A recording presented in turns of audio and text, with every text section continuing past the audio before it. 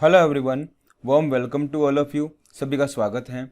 Biomolecules के इस chapter में हम introduction and analysis of chemical composition of living tissues को डिस्कस करेंगे। Very first heading is introduction. Wide varieties in living organisms are found in nature. देखिए, nature में living species की 1.7 to 1.8 million varieties resided करती है। All living organisms are made up of same types of elements and compound। सभी living organisms जो होते हैं वो same type के elements and compounds से बने होते हैं। The analysis of plant tissue, animal tissue और microbes reveals that living tissues have carbon, hydrogen, oxygen and several other content। देखिए, प्लांट टिश्यूज, एनिमल टिश्यूज और माइक्रोब्स को जब एनालिसिस किया गया तब यह मालूम पड़ा कि उन सभी के अंदर कार्बन, हाइड्रोजन, ऑक्सीजन और बहुत सारे दूसरे कंटेंट जो हैं वो प्रेजेंट होते हैं। If we analyse the piece of earth crust using same method then we obtain same element.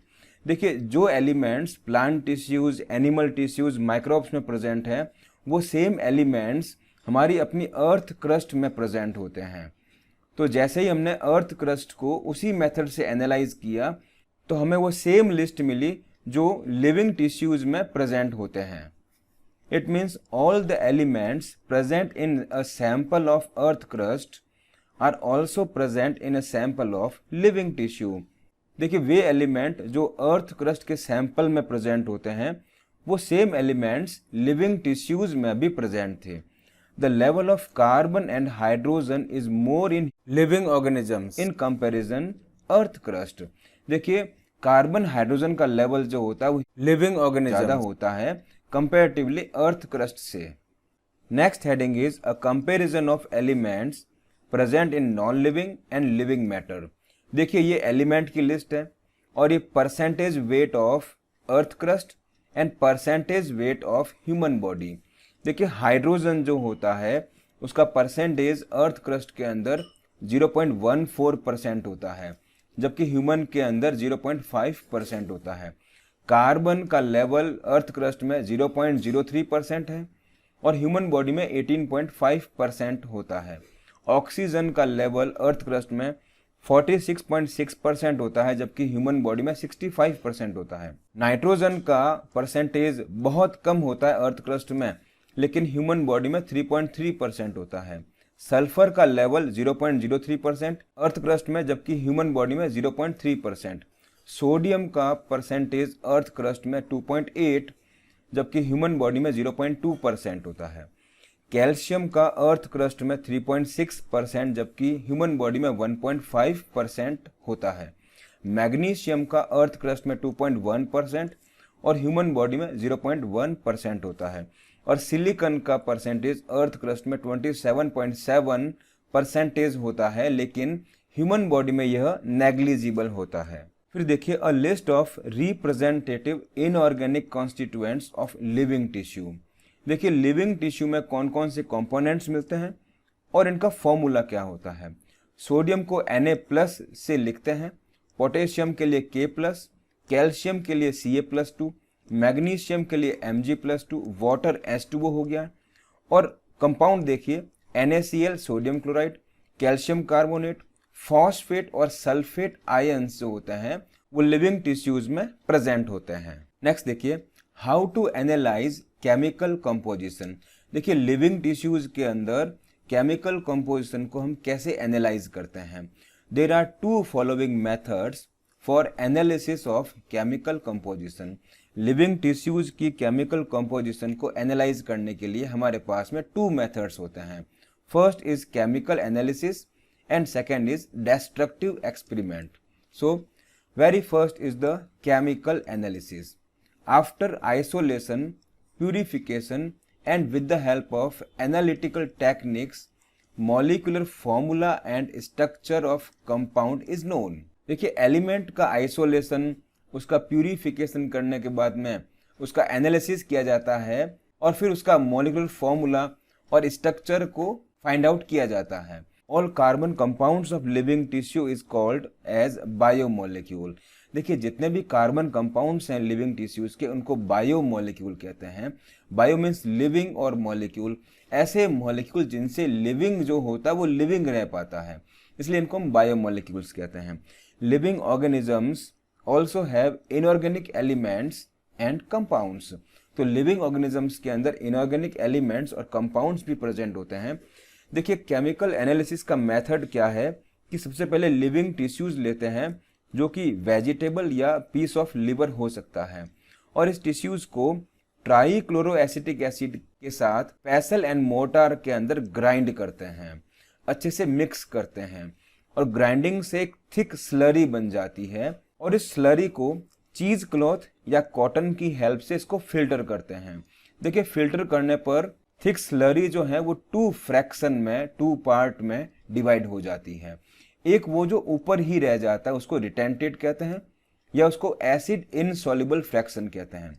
एक वो जो नीचे छन करके फिल्ट्रेट होकर बीकर में आ जाता है उसको फिल्ट्रेट या एसिड सॉल्युबल फ्रैक्शन या पूल कहते हैं। अब देखिए रिटेंटेड के अंदर ऐसे केमिकल्स होते हैं जिनका मॉलिक्यूलर वेट जो होता है वो 800 डाल्टन से ज़्यादा होता है, जिसके अंदर प्रोटीन, न्यूक्लिक एसिड, पॉलीसेकेराइड और लिपिड्स होते हैं, और इनके अंदर मोस्ट ऑफ केस में पॉलीमर होते हैं, लेकिन लिपिड जो होता है वो पॉलीमर मॉलिक्यूल नहीं होता है। फिर देखिए फिल्ट्रेट के अंदर ऐसे कंपाउंड आते हैं जिनका मॉलिक्यूलर वेट 18 से लेके 800 डाल्टन की रेंज का होता है, और हम कह सकते हैं 1000 डाल्टन से कम की रेंज का इनका मॉलिक्यूलर वेट होता है, और इसके अंदर वाटर, एमिनो एसिड, न्यूक्लियोटाइड और सल्फेट जैसे कंपाउंड्स आते हैं, और ये सभी मोनोमर्स कहलाते हैं।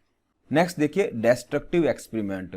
इसके लिए लीफ या लीवर टिश्यूज को लिया जाता है और उसका फ्रेश वेट लिया जाएगा, फिर उसको ड्राई करते हैं जिसमें से वाटर वेपोराइज हो जाएगा, और उस ड्राई टिश्यूज का वेट लिया जाएगा और उस ड्राई टिश्यूज को कंप्लीटली बर्न किया जाता है। ठीक है, देखिए बर्न करने के बाद क्या होता है कि all carbon compounds oxidise to form CO2।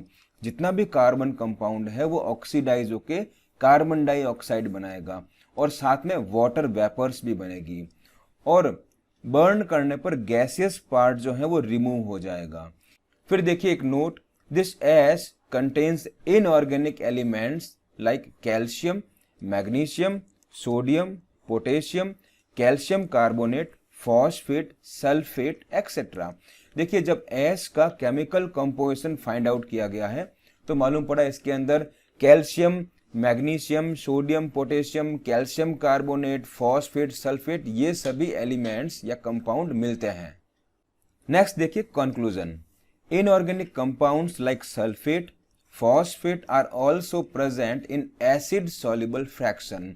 देखिए ऐसे इनऑर्गेनिक कंपाउंड जो इजीली एसिड के साथ में फिल्ट्रेट में आ जाएंगे, और ये सभी एसिड सॉल्युबल फ्रैक्शन में मिलते हैं। फिर देखिए elemental composition analysis proved that in living tissues carbon, hydrogen and chloride are also present. देखिए एलिमेंटल डिटेक्शन से मालूम पड़ा है कि लिविंग टिश्यूज के अंदर कार्बन, हाइड्रोजन, क्लोराइड भी प्रेजेंट होते हैं। नेक्स्ट देखिए compound analysis proved that organic and inorganic contents are present in living tissues.